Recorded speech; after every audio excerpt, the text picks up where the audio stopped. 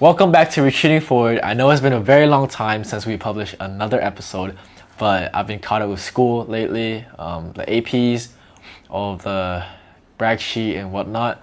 But today I'll have in episode 4, we will be interviewing Ben Nguyen. He just graduated from Ishbik a few weeks ago, and he's on his way to pursue engineering in Purdue University. What's special about Ben is he's actually an F4 racer. He just finished his race in the Middle East, and now he's on his way back to Southeast Asia to continue his racing career. Well, I hope you enjoy in today's episode. What's up, guys? Welcome to episode 4 of Retreating Forward, and today we have Ben Nguyen, an F4 Vietnamese driver, racer here with us. So why won't you introduce yourself to the audience? Hello everyone, my name is Nguyễn Hoài Nam An, but I call myself Ben Nguyen. I'm a Vietnamese Formula 4 racing driver. I've competed in the Middle East as well as in Southeast Asia. And for the last few years or so, I've been competing in championships. And as well, I'm also a recent graduate from the International School of Ho Chi Minh City. That's pretty awesome, bro. Well, can you explain to the audience what it's like to get to F1? Because obviously that's the ultimate goal when you're trying to race. Can you explain the ladder trying to get up to there? Yeah, so the Formula One is obviously the final goal. That's only 22 people can reach that at any certain year. And it starts off with karting. So many racing drivers, they'll be 5 years old or something. They'll get their first go-kart and they race in go-karting for quite a while until they're old enough to race in Formula 4, which is usually 15. So when they get to 15 and they feel like they're ready, they'll jump into the Formula 4 car, which is what I'm driving mostly now. And then after that, this is where the confusion comes in, but you actually don't go straight to F3, you go to Formula Regional.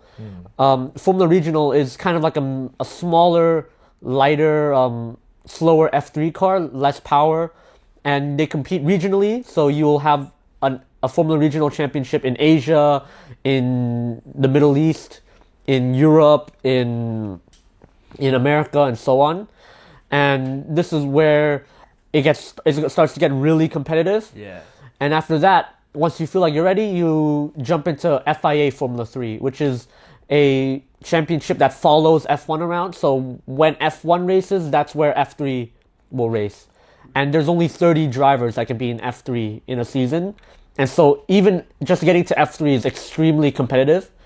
And then after that, you get into F2, which I think has 20-something drivers, and that's even more competitive. Yeah. And again, you follow F1 around, so they don't race separately from F1. It's what we call a support series. So before F1 will race, we'll have F2, F3. It's like an opening, for a band, Yeah. And then after that, that's where you get the call up to F1 if you're good enough. Yeah, that's crazy. I didn't know F3 there would only be 30 drivers, it's such a limited amount. But well, wait, can you explain a bit more what you do as an F4 driver? Because you said was it called F regional is more region based, but F4, do you travel around the world too, or is it just regional as well? F4 is also regional, so there's F4 Middle East, which I competed in earlier this year. Yeah. There's F4 Southeast Asia, F4 Europe, F4 British F4. There's so many different F4 series, it's hard to really keep track of them. Basically, any region of the world will have its own Formula 4 series or really close equivalent. Japan, Australia, they all have their own F4. And so when you compete in these, you kind of go traveling around the region. If it's just one country having the championship, then usually that country will have to have a couple different racetracks that you go to. Southeast Asia, I raced in a couple tracks around in Malaysia and Thailand.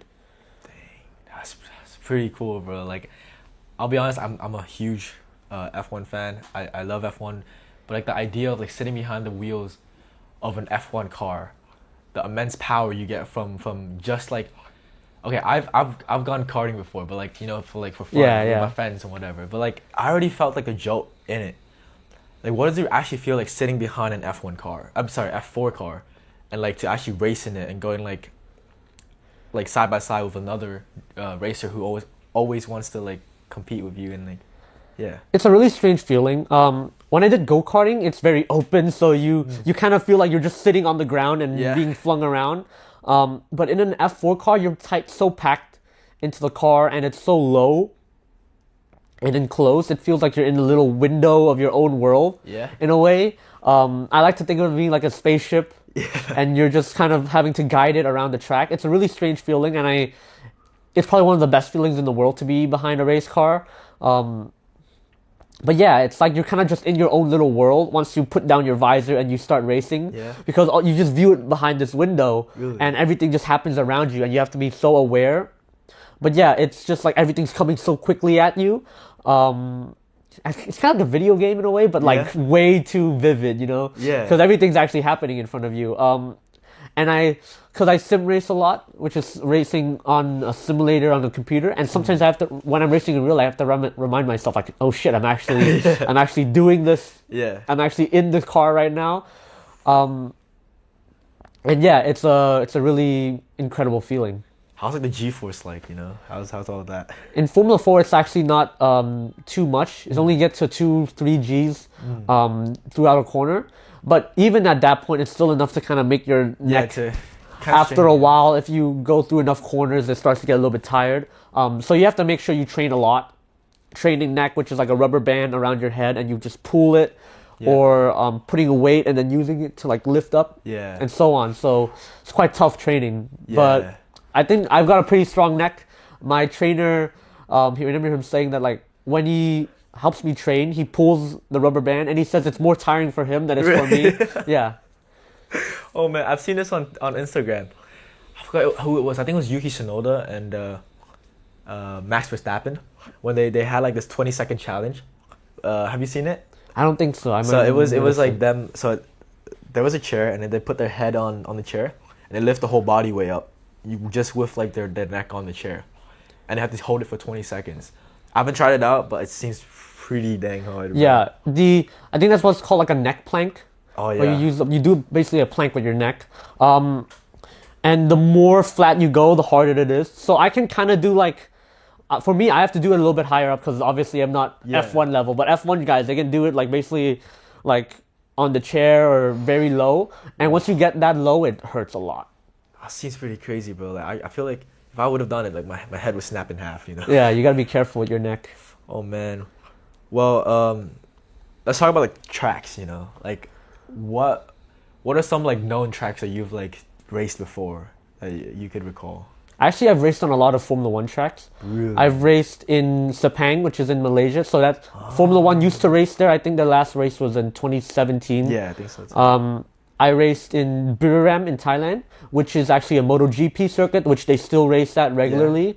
And then in the Middle East, I raced on like exclusively the F1 tracks. So I raced in Abu Dhabi and Qatar. Really? And last year, I got the really special opportunity to race during the F1 weekend. So I was in F4 Trophy, which is like the UAE's end of the year championship. And it takes place, one of the weekends takes place during the Formula 1 weekend there. So I was in like a separate like pit lane from the F1 guys. But every once in a while, we would finish driving, and then the F1 guys would just come zooming by. And I got to like watch F1 basically. I still had to buy the tickets for the actual race, but like during the practice session, you just kind of just stand there and you can see the F1 drivers like fly by. And during the races, we have to move from the support pit lane, which is where like the F2 and F4 guys will be, and we have to move our cars from there all the way to the F1 pit lane. So during like right before the race, I was actually right in front of the, I think, Visa Cash App garage in my Formula 4 car, and it was a really, really insane feeling. Dude, that's insane. I've never been in pit lane before. I've been to Singapore Grand Prix last year. Bro, it was surreal. Like I was sitting pretty close to the barriers. I forgot what the turn is, but like the one straight, and I was at the end of that straight. Dude, like I was at the braking zone. If for our audience, the braking zone is like this area at the end of a straight, or at the end, or when you're approaching near a corner where you have to brake before you turn, or else you just straight into the barriers. But I was at like this braking zone, and even though the driver's slowing down, decelerating, they still seem super quick, you know. And that's insane. Like to like obviously I don't have a driver's license yet. I'm still underage for a driver's license, but I still have like this kind of like fear behind me that like I can't drive too fast, you know? Like I have this like something that's kind of holding me back. How do you just like get rid of that conscious thought of like, okay, this is too fast, it's too fast. You just like fully press on that pedal. I think it's just you gotta experience. You gotta do it. You just gotta do it. Like you gotta. Your body will scream at you because we are not we have not been evolved to drive at 200 kilometers an hour. Yeah. But actually, once you get to that point, it's like you just have to be experiencing it. You gotta do it first, and once you realize, oh, I'm okay, then it gets a lot easier to do it the next 1,000 times you'll have to do it throughout your career. And so actually like approaching that top speed is like the easiest part. Really? Because in an F4 car, once you reach your top speed, you're just kind of just waiting to get to the corner. But then once you get to the corner, once you see it approaching, you realize, shit, I'm going really quick into the corner. It's like things are just flying by you and you have to wait. You can't like, if you get scared and you brake early, you lose like so much time. Yeah. So you have to wait like now, not now, brake. And so that feeling when you get to that the braking zone, like right before you brake, I like to describe as it feels like you're going into warp speed. You know, your car is not going any quicker at that point, but it feels your brain is kind of like this is the moment. And so it's like I feel like my vision just kind of like zooms out as I brake, and then it kind of comes all the way back in. You know what I mean? That's insane. And so yeah, it's an incredible feeling when you brake for a corner. Yeah. Especially one where it's like at the end of a straight. So yeah, it's an incredible feeling. I mean, I really want to experience that one day, but probably I'm going to experience on like go-karting. Yeah. But dang, okay, that's pretty amazing. But like, how would you judge? Like, okay, would you have radios as an F4 driver? Yeah, we do. So right? my helmet has a little like dangly wire that I connect to the car, and I have earbuds that I connect to the helmet, and so that connects me to the team radio. Okay. What are the strategies like? Do you do pit stops as well? And how is it like to have like someone in your ear like constantly? Because obviously you're always going to try to like go as fast as possible, focus on what's going ahead, and like how do you multitask with that? Like I feel like I can't with when I'm like going at that speed. In F4 and Formula Regional, you don't actually have any pit stops to do because the races are only like 25, 28 minutes. So your tires will last to the end, but the engineer is mostly there to tell you what's going on around the track, something you have to be aware of. If something's wrong with the car, they'll tell you, they'll obviously tell you something you can do to maybe fix it or what to do with the car. And if there's like a safety car or penalties or anything like that. So they're more of just like informational. And during practice, they're good for like to give feedback for the car and so on. But then when you get to F3, F2, F1, that's when you start worrying about the pit stops. Yeah. As for like the mental capacity, I think you just have to drive a lot. And then like at my level, when I'm driving, I can like have a chat with someone and still go pretty quick. Because you practice so much, it just goes into your muscle memory. And so like even you don't have to consciously think about it, you can still drive pretty well. And if anything, that's kind of what you have to do. Like you, in longer races, because on the sim, I do like pretty long races as well, like endurance racing there as well. And when races are like hours long, you can't like constantly be like worrying about every braking zone. You have to let it go to your muscle memory and trust that you've practiced enough. Because if you get too conscious about like what you're doing, then it can also kind of mess you up in a way. You know what I mean? Like when I'm playing guitar, when I'm playing a song, right? And in the middle of the song, when I'm playing, I'm in the zone. Yeah. Where you're not like actually so focused about every note, but you kind of just know what to do. That's when you feel your best. But then the moment you snap out of it, you become conscious that you're playing the guitar. Then you can start making mistakes, right? So it's the same for driving. You have to have, you kind of have to have it in your muscle memory. Obviously, it doesn't mean just zone out, but you still gotta like be aware. But yeah, now I've realized now that I'm driving, I have a lot of space to think about other things because even without strategy in Formula 4, you're constantly thinking, okay, how am I gonna pass this guy? Like what's his tire looking like? What's my tire feeling like? what are the conditions. So you have to be a sponge. You have to feel everything.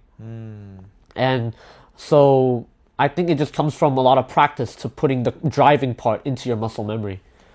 Well, I like your analogy of like the guitar, because I actually just started teaching myself the guitar. Oh yeah? And like I actually noticed that too. Like whenever I'm playing, right? I do strumming and I do finger picking recently. I've learned trying to learn finger style. But like when I play, I noticed it's so hard to play and sing at the same time when I first started playing. But once I kind of got a hang of it, once I like focus on just playing and picking out the strings that I wanted to, like singing starts getting so much easier. You know what I mean? I feel like that's what happened when you're driving and speaking to your engineer over the radio at the same time.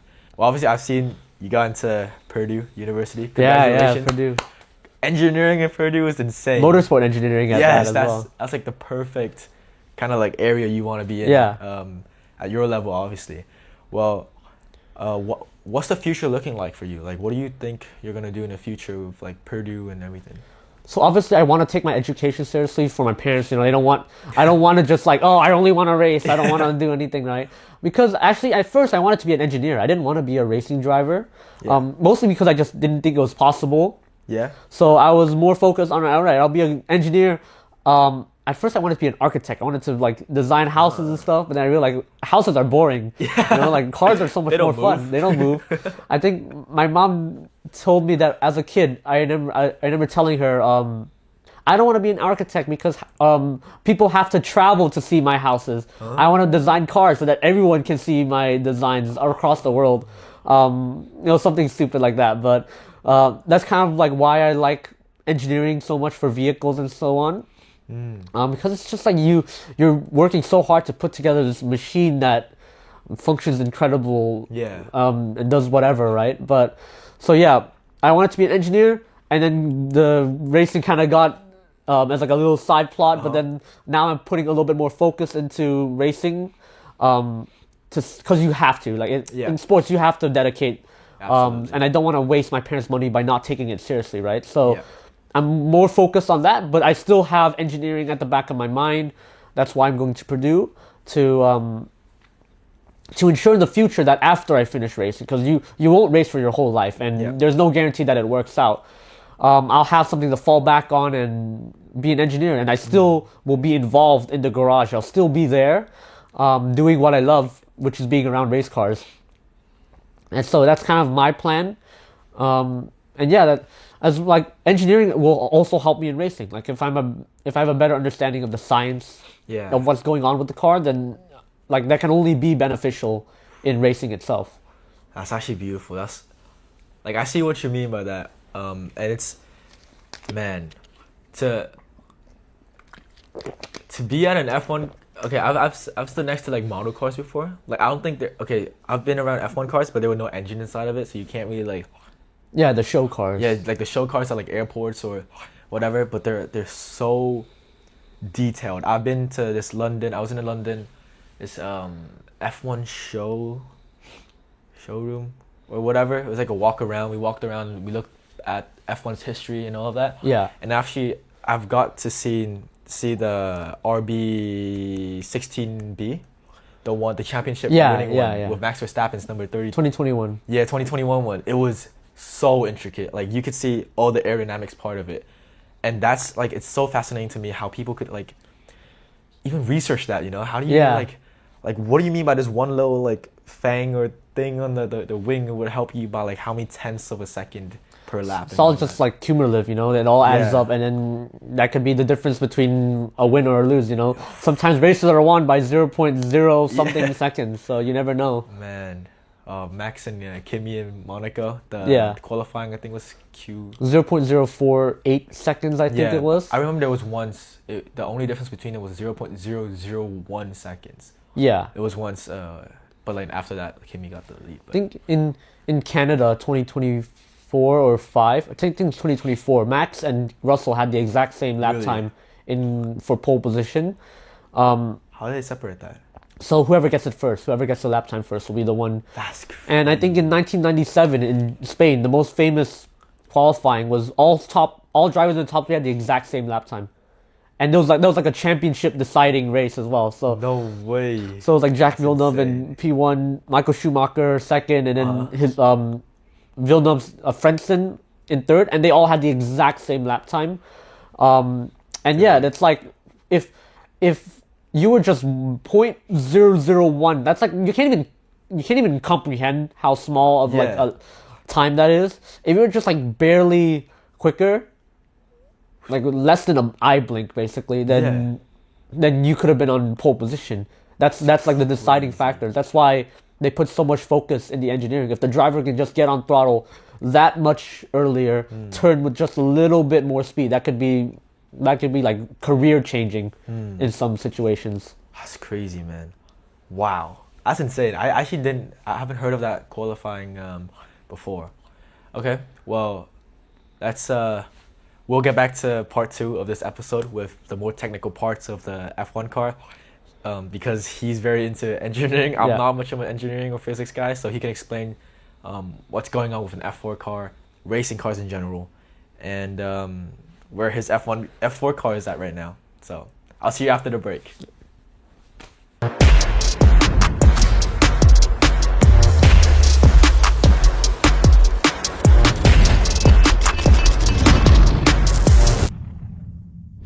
All right, guys, welcome back to episode 4 after the break, and now we're gonna continue with like Ben being a student athlete himself, because he's obviously just graduated like not too long ago, Yeah. and as well the technical stuff of the F4 car. So, well, let's start off like education-wise, right?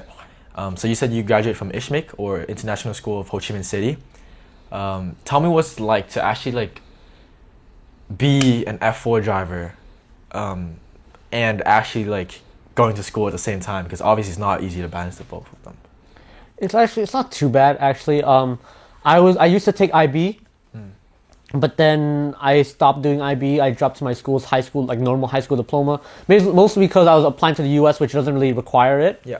And my attendance was gonna be really bad, so I didn't want to because like IB you have to have a certain like 95% attendance, which I was not getting anywhere close. I was like 70 something. And yeah, I might have needed to like reschedule exams to not like clash with races or something. So I decided to drop out of the IB system. I still do kind of like, it's really similar. I get graded the same way, do the same sort of assignments and tests and so on. But yeah, being a student athlete while racing is, at the very least, it's not too difficult to balance, because with racing, at least you know exactly when you're gonna have to go here and there. You have to leave for a while, but it's like you have plenty of time to prepare ahead of it. And even when I'm traveling, I'm still studying, I'm still doing work, I'm still submitting stuff. Like I'll be studying one night and then going straight back to racing the other day. But yeah, it's not too tricky. I think it's just about having the discipline to know what time you have to dedicate for exams, studying, homework, and what time you have to dedicate to working out, and the training for racing, and what little time have to like sort of relax and have free time for yourself. And so I didn't do anything particularly for time management. I was mostly just like, okay, at this time I'm gonna study. If I have an exam coming up, I'll spend this much time just to go over the materials, make sure I can answer the questions, and then after that I just spend the rest of the time racing or whatever. I think it helps that my free time is also just driving on the simulator, because I really love it. Yeah. So it's kind of like playing a game for me, but at the same time it's kind of productive. So like I end up not really spending too much time going out or like so on. So I do have a lot of time in the day to just do work and so on. And yeah, it's really not too difficult actually. It's pretty fun. It's pretty fun. Cause like think about it. Oh, teacher, I'm not gonna be here. I'm gonna be driving a race car all day. It's probably possibly the best excuse you can give to anyone. Oh man, that's and my so dream. yeah. Wow. Well, okay. So like, obviously, I feel like there's just like two ends of the spectrum, where you could. I feel like I don't know, because I'm not a racer myself, but I feel like racing is like more exciting, more dynamic. So your everyday lifestyle might not be the same, because you're always constantly traveling. You're constantly going to different places to race. As a golfer, I think I lay more in between the two. It's very exciting for me too, because like you play like different places in Vietnam, and I also play internationally sometimes, which I get to fly around. But it's very repetitive sometimes. You just go home, I go training for like however many hours I have, and then go home. And you know what I mean? Like, it's quite repetitive. What would you say racing is like for you? Is it more like unexpected? Is it more like every day is a new kind of routine, or would you say it's more repetitive and you have to do the same thing every day again? I think it's more repetitive, but this competing itself is always exciting because like you don't get to race that often. You know, you don't. Yeah. It's not like I'm traveling every other week. I'm not like a Formula One driver quite yet, but our races are once every month or so on. And so there's quite a lot of downtime, which always makes you like, I want to drive. You know, it's been a while since I last raced. My last race was in February. Oh, okay. I was supposed to race in like April and May and so on, but then those races kept getting canceled due to the Iran conflict causing issues. But yeah, it's been making me a little bit anxious. Like, I really want to drive. I really want to race someone. But it's still kind of repetitive because every day it's just I'm hopping on the simulator. I'm going to drive this. I'm going to drive that. At the very least, when you're practicing on the simulator, you get to compete on different tracks with different people. Very often other racing drivers who also want to race online and so on. So it's kind of like every other day after one, I can have my own races. And it'll also be extremely competitive. So it's pretty fun, but once again, it's pretty repetitive because you're seeing the same track, same cars, doing the same laps over and over and over and over again until you can do it in your sleep, right? But training-wise, it's all pretty straightforward, what you do, and it's not like you're constantly changing things up every other day. Yeah. Dang. to be a racer. I mean, I repeated myself a lot. I think you guys kind of get the idea that I really want to race someday. But okay, well, what about like, let's talk more like how when you, let's say like the Iran conflict wasn't a thing and you had to race a lot more, what's like the schedule like for like a season, like a full year for you, and how does that conflict with your time of school? You know what I mean? Like, what time does school end? What time does school start? And what time does the season start? What time does the season end? And what's the frequency like for the races? So earlier this year, I did what's called a winter championship, which is basically like usually in the Middle East or in like Spain, they have championships specifically just for December, January, February. Middle East does it because like there's no way they can race in the summer, right? Because it's gonna burn up everyone. So they have to race when it's colder. And so these championships are always really competitive. You race, I think, most F4 championships, I think, are like 3 to 4 rounds. Rounds basically being a weekend where you travel to the track and race. And each round usually will have 3 races.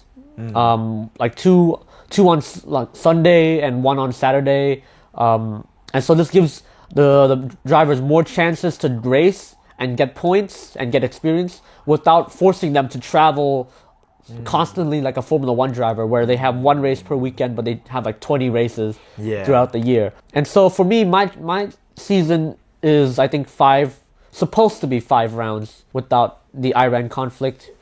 For Southeast Asia, been 2 races in May, 1 race in July, or 2 races in July, and then a race in August and September. And that would have been around 15 races total. I think because 1 round has like 2 races, like a special round, but yeah. So normally you would travel like a couple days before the races. Some rounds it's a bit special because they might have testing a little bit earlier. The first round of a season usually has extra testing just because everyone's not been racing for a while. They need a little bit more time. Teams need to get used to the drivers and so on. So you get a little bit of, like 2 extra days. So first round of the season, I usually travel a week before. Just get myself sort of steady and ready. And then after that, the following rounds is usually just 2-3 days before the first practice session because you have to get there, do the paperwork, visit the team, walk the track so you know everything. And then the next day or something, you'll do your practice. You'll do like the driver's briefing where everyone has to kind of go over the safety and so on. So I think a typical race weekend arrive maybe Wednesday. Then on Thursday and Friday, that's when practice, driver's briefing, all the important meetings go on. And then Saturday would be first qualifying, then the race, and then Sunday would be 2 more races, and that's it. And then on Monday, I'm usually home. Wow, that's a lot of like racing. Yeah. Pretty endurance, you know. Yeah, I mean, you gotta get used to the pain in a Yeah. way, because you're not gonna feel great after so much driving. Yeah. You're gonna feel sore. You're gonna be a little bit tired sometimes, but you just gotta power through it. You gotta really emphasize recovery, nutrition, and so on as well. How do you like recover yourself after like such a long weekend? And then like how do you? Because obviously I have a whoop. Yeah. And obviously it's not medical grade. It's more like for just to get like a sense of where I'm at. But it's actually pretty helpful for me leading up to like a golf tournament, for example. Yeah. But how would you kind of like, first of all, like take care of your health, your body, to lead yourself to perform your best in a weekend, and how would you recover from that to get ready for like school or like a different race next week or something? Unrelated, but I had a teammate who was sponsored by Whoop, so they had like the car like entirely black with the big Whoop logo. But yeah, to prepare for a weekend, right? You have to train on the simulator. You gotta know the track. Yeah. Before I ever go onto a track, I already know it. Like I could drive it first, because that's what you have to do, right? Yeah. First practice, you just have to go out and be within a second or two Yeah. of like the best time already. So you have to get the simulator training. You got a little bit of body conditioning. You can't go over like the days before you go to the track. You can't like do a bunch of heavy weightlifting and so on, because you might injure yourself, or your muscles will be sore. Yeah. So you gotta do more light workouts just to get yourself ready and pumped up. And then you have to make sure you emphasize sleep and healthy eating. Foods that are easily digestible, so not like red meats or something. Yeah. So because you don't want to get your stomach upset while you're driving. Yeah. And you gotta make sure you're always replenishing, just not just like the sodium, but also like carbohydrates. You gotta like a lot of bread, a lot of like drinks like isotonics and so on, just to make sure your body's constantly fueled up, constantly ready, because it's easy to get cramps. It is so easy to get cramps when you're driving, especially when in your hands, where you're constantly gripping the wheel and so on. And you're sweating so much in a race car because you're putting on the fireproof underwear, and then which is like a really thick fabric, and then you put on the race suit, which is also fireproof, and then you have your helmet with the mask, and then the shoes. Your body is like covered up entirely, so hot. you are constantly sweating, and your body is like drenched. So you got to make sure you replenish the water as well as all the salt and so on. And after the race, you got to make sure you refuel again, get some protein in so your muscles can rebuild and so on, and just get a massager, just rest, let your body heal and get comfortable, stretch, make sure your body's not like cramped and so on. That's awesome. Yeah. All right, let's talk about like the mental side of competing, right? Because obviously a lot of people think that athletes, you move around so much. Physical health is like the most important thing. But I'll be honest, I would argue that mental health is like as important or even more important in some sports. In golf, it's like one of the most important things. I would say it's more important than the physical side in golf. But you gotta feel good to think good, Yeah. But okay, well, what about racing? Like what is like the mental health like for you? Like the mental side of things. I would argue mental is more important than the physical in racing, because it's not like the most physical. In my opinion, it's very physical. Formula One is extremely physical, right? Yeah. But it's not the most like physically deciding sport. Like being super strong will not make you infinitely better than someone who's not maybe as strong. Like for example, I like to think like if Max Verstappen like took over my brain, he could still put the car on pole position with my body. Obviously, it would be a little bit more difficult if I'm not as strong, but still, like, it would be possible because, like, I can turn the wheel, I can brake, I can stomp on the pedal as hard as anyone else can. And it's just the brain, what the brain is deciding to do with that is the deciding factor. And so I'd say in racing, that mental aspect is even more important because it's such a science-driven sport, technique-driven, and also you have to process so much while you're driving, and there's so much pressure on you as well when you're in a race because there's no breaks in a race. Yeah. Like you can't take a break, you can't stop, you just have to keep driving, and that takes a toll on your brain, especially when someone is chasing you, or when there's a championship on the line, or when there's talks about your career. So much distractions that can affect your mental capacity that you have to try to block out and focus on the driving, because at the end of the day, you're controlling something, and you have to have the mental capacity to do that as well as you can. My favorite quote from an F1 race: "Keep your head down and keep driving." Have you heard of that before? Yeah. A lot of people have said that. I actually use a lot of that in my golf game as well, because racing is you're more against someone else. Like you're not just driving by yourself, but you're also racing you're competing with someone else. But for golf, it's like you cannot interfere with someone else's game. It's just you versus the course, and whoever is better at beating at playing that game. Yeah. It's not like in racing where you're like constantly like actively defending and attacking someone else. So golf, what I would like to think of, I always use a quote: "Keep your head down and keep driving." So focus on my own game, do the best what I can do, and just let them do whatever they can. That's like my idea of that quote. Do you kind of like have your own quote, or your not like a quote, but like a phrase that you always constantly remind yourself when you're in that cockpit? It's a little bit tricky, but I think a really important quote is just to fall back on the basics. Like it's so easy to get swooped up in all the really high level, complicated stuff that a lot of drivers actually forget the more basic aspects. But really, what's important is that you fall back on just what you're doing, the fundamentals. Like, are you braking well? Are you driving? Are you like steering correctly? Yeah. Is your brake shape good? I think one of my engineers back in earlier F4 days would tell me, focus on the driving. The time will come naturally, right? Like it's so easy to like, oh, I want to go half a second quicker. I want to get this lap time. How I gotta push to get this lap time. And if you fall into that trap, you're instantly going to make a mistake. Yeah. You're going to overdrive. You're going to push the car more than it's capable of, or more than you're capable of handling. And you're going to make mistakes. You're going to lose a lot of time. And you're going to mess up, the tires or something. So what my engineer would tell me is to focus on the driving.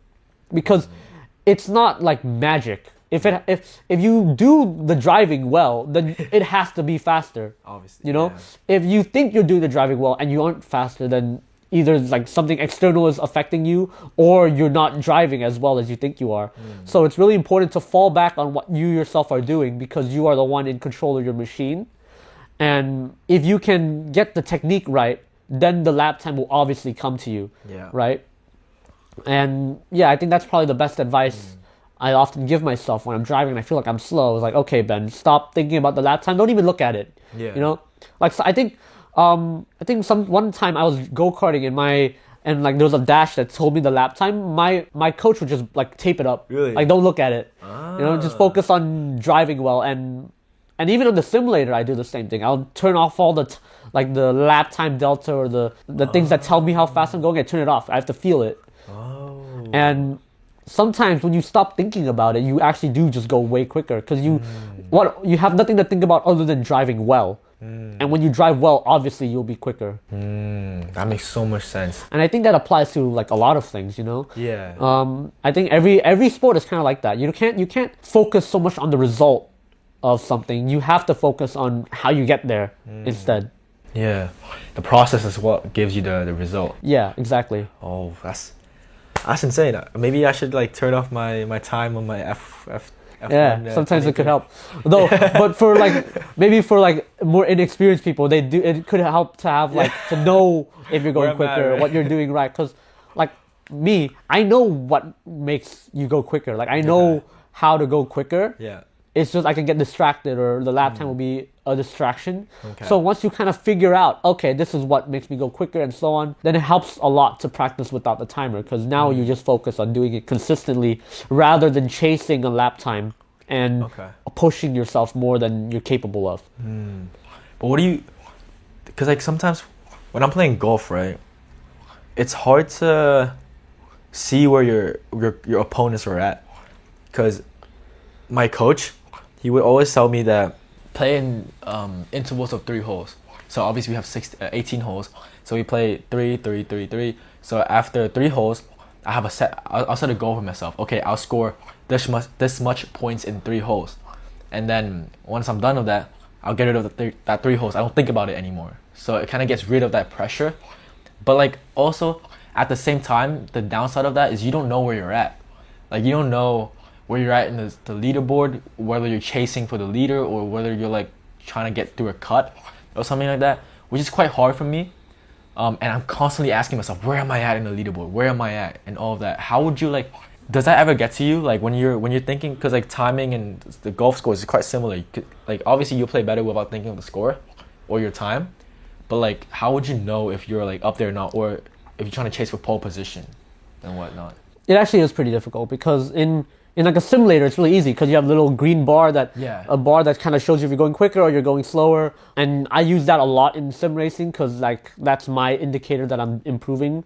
But in real life, it's more difficult because the car doesn't have that. You just have a little timer that counts up throughout your lap. Obviously, your engineer will tell you in the sector if you're quicker or not. Sometimes it'll be distracting, sometimes it'll be helpful. But what I do is I keep a little mental track of like certain points on the racetrack where I'll look down at my timer and whatever the number shows, I'll know if I'm slower or quicker. It's not the most accurate, but it's like once you do it enough, you kind of get a feel for it. Like there's a tree here. Once I pass a tree, take a little look down, and on this lap, the number is like it's like 46.5. Last time it was 46.7. Okay, I'm two tenths of a second up roughly. And sometimes this is really helpful to kind of know you're on the right track.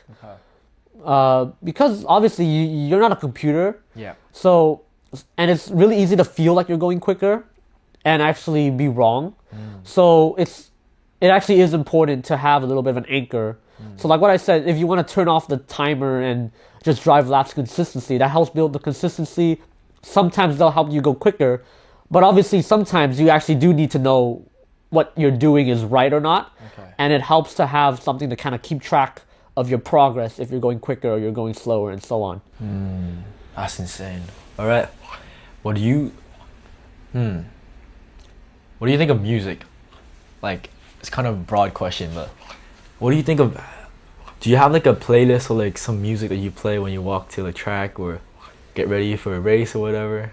Not particularly. I just have a playlist that I play like every time I want to listen to music. And the genre, I listen to a lot of prog rock and like classic rock. And so it's just like, I usually prioritize the more upbeat, like energizing songs, obviously. But it doesn't really matter. I just listen to like the songs I like.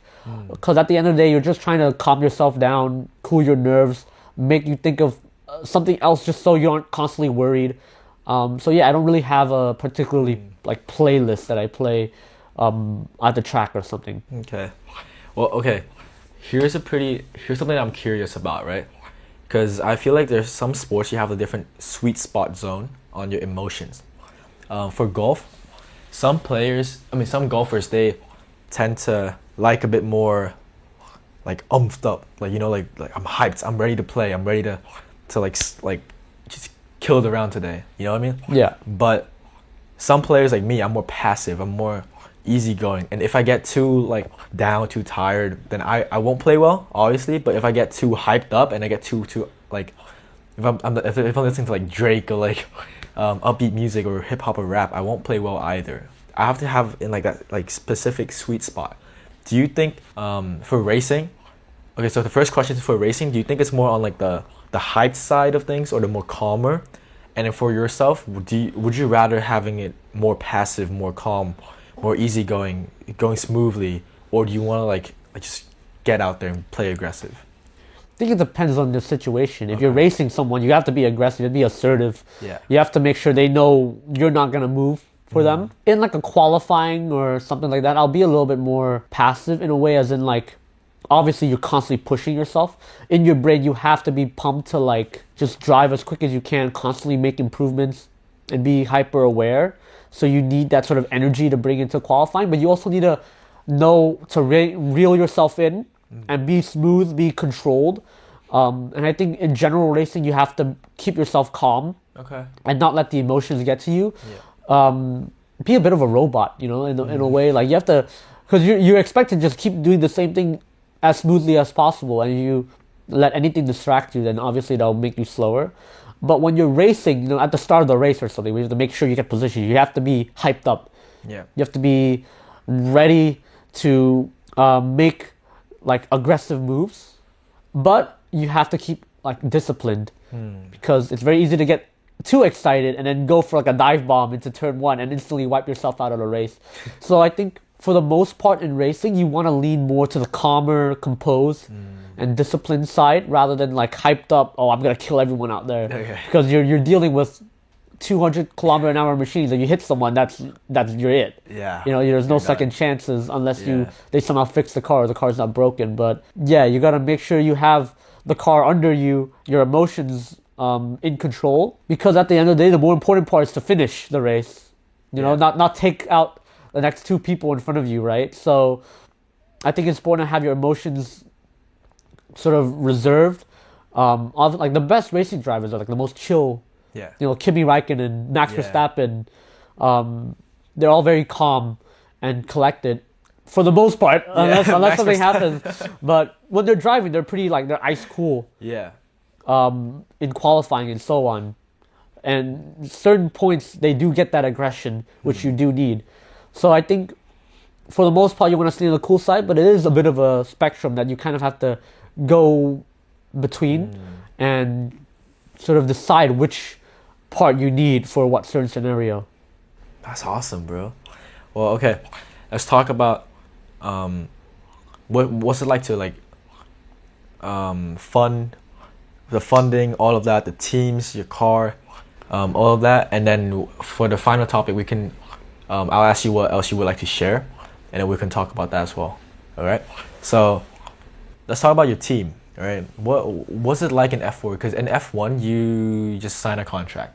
Yeah. You sign which one to give you the most money, or whichever car you think is gonna win the next, or whatever's best for you. But what's it like in F4? In F4, you also want to pick a team that will support you well, because it's a spec series. So even like a poorer, like maybe not as well team will still have a chance. Like in the bigger championships, you can clearly tell which teams are a little bit better than the other in the car. But at the end of the day, it doesn't make the biggest difference because you're here to learn. So you want to pick a team that will be most helpful for you. What kind of environment you want, supportive, or like a basketball team, we gotta make sure we do this and that.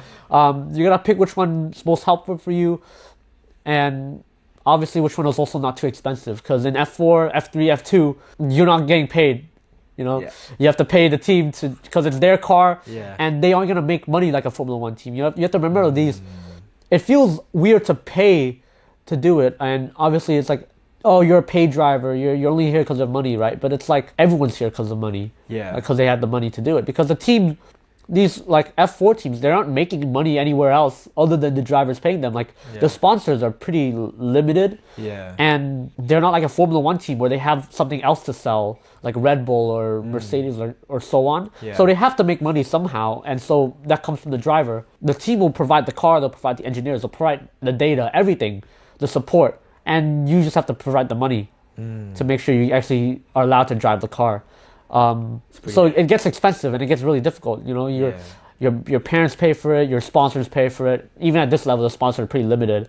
So you have to get the money from somewhere. And obviously it kind of nags at me sometimes, like, oh, you're using your parents' money and you're wasting money and so on. But it's like, if you have the opportunity, that's what I like to tell myself is, if anyone else had my opportunity, they had the money, they had the support from the parents, and they had the opportunity to drive a race car, who wouldn't want to drive a race car, right? You can't blame me for wanting to drive. But yeah, the money you use a lot of money to travel and so on and race, and you pay the team basically. It's quite expensive, and it's kind of like that all the way up until F1 where you start getting paid. Or you have to get like really good sponsors and so on who will pay you. And that's pretty much it for funding. Academies, right? Yeah. I've heard of that too. I didn't know, like, you have to pay cars up into F2. Like, I thought F2 was when they started paying you to, you know what I mean? But what about like the development? Like, how's it like to, so the development, do you just like depend on the team and just trust the team to build the car for you and just like develop the car over time, or? Well, it's spec series, so that means one company makes all the cars and they sell it to the team. So okay. in Formula 4, there's a company called Tatis, Okay. which is like an Italian car manufacturer that they produce the F4 cars, they produce the Formula Regional cars, and they sell it all to the team. So you get that, and you basically can't change much Okay. other than like the setup. It's Yeah. like changing the suspension and so on, but you can't actually alter Yeah. the car, or otherwise it's illegal. Yeah. It's to try to keep it fair. Obviously, some teams maintain their cars better. The engine is maintained better, so it gets a little bit more power. The setup, they have a little bit better of a setup, so it's a little bit easier to drive and so on. So you just have to trust the team to make the best decisions, and it's also up to you to be a good sensor. You know, my engineer says the most important sensor in a car is the driver, because you drive, you feel everything. You're the one who has to get the work done. Yeah. So your feedback is imperative for the team. You have to make sure you're honest, you're aware, and you kind of observe the car and feel it as closely as you can. Okay. So that when you tell the team what's going on, they have the information to actually make the right choices in how they set up the car. And so yeah, it's kind of, you have to cooperate. You know, it's not just relying entirely on the team to make sure, because they're not driving, they don't know what the car feels like. So you have to tell them what it feels like. And the sensors aren't gonna show the whole picture. So they have to corroborate the information from you, the computers, and what they know. And that's where the car setup comes from. But it's not like we're developing the car constantly. In the past, it was kind of like in like F3 way back when, a couple decades ago, it used to be a manufacturer thing where different teams will produce parts and they'll make the engines and so on. But it was like they kind of stopped doing that to kind of cut down on the cost, make the barrier to entry a little bit less. How much that's helped, I'm not really sure, but yeah, that's basically it. Okay. Well, as we're nearing the end of the episode, would you like to share something else? Or if there's something that you would like to share to the audience, to me, or to anybody else of Retreating Forward? I think I have a bit of advice. Okay. My mom told me this years ago, and I feel like it's applied ever since. It's almost scary, but she basically said, be careful what you wish for. You never know when it comes true. And basically what it means is that you can wish for an opportunity, but you have to be prepared for it. You know, it might come and it might pass. For me, like, I always wanted to be an engineer, work on cars. And so suddenly the opportunity came with the UCLA like summer program where they had like go-karting, and I took it because I could have easily gotten scared, like I don't really know, but I went for it anyway because I was prepared. I'd studied a lot, and that kind of helped pave the way for me to get into racing cars. Because when a team offered me the ability, like the possibility to learn and drive in a Formula 4 car, I could have easily gone like, oh, I'm not sure, I'm not ready, I've not done enough karting yet. But I was like, no, like I've done the simulator. I don't care if it doesn't go amazingly. I still want the opportunity, and I want to take it with both hands. So I think what I'm trying to say is that when you wish for something to come true, it might happen, but you got to be the one prepared for it. Luck comes to those who are ready to take it. Wow, it's been amazing. Do you have any recommendations, like books, Instagram pages, whatever it is that helps inspire you every day, that could help our audience as well, or just anything interesting? I think one Instagram page I really like looking at, this is not really inspiring, but more just really helpful. There's a guy named Galam Fitness. He basically does these sort of like health athlete informational reels, but he does it in like an ooga booga, like caveman type of way. So it's just really easy to understand. And so he tells you what you need to know really simply. And I feel like it's been really helpful for like me improving my fitness and nutritional health. And as for like inspiration for racing specifically, there's a channel named Suelio Almeida. He's a sim racer who became a real life racing driver after coaching a lot. And his coaching is incredible because he not only does he go through the technique, but he also goes through the mental, the physical, and everything you need to know as a driver to perfect your craft. And outside of that, I think another inspiration for me, just like watch like the Senna Netflix documentary. I think where I get a lot of my motivation is just watching racing drivers. You know, watching races, watch your competitors, follow all of their Instagrams, see what they're doing, because maybe one day you don't feel like going to the gym and you open your phone and you see another racing driver, your competitor, constantly working out. I was like, okay, no, I cannot fall behind this guy. You know, so it's good to keep your keep your friends closer, your enemies closer, you know? Yeah. That makes so much sense. Well, it's been a pleasure. Yeah, it's been great. I had a lot of fun. Yeah, I had so much fun learning all the little details of F4 and how racing is like for everybody. Well, thank you. Well, that's it for... Thank you for having me on. Yep, no worries. That's it for episode 4 of Retreating Forward, and I hope you all enjoy it as much as I did. I've definitely learned a lot of what being an F4 driver is actually like. A little bit about me, I really love and I'm really into F1. And of course, not everybody has the opportunity to sit behind a car. That's even in F4. Not everybody has the opportunity to sit behind a car with such power and such downforce. So being able to talk to Ben, someone who has experienced all of that and actually competing it, was absolutely phenomenal. So I hope you all enjoy as much as I did, and I'll see you in the next one. Thank you.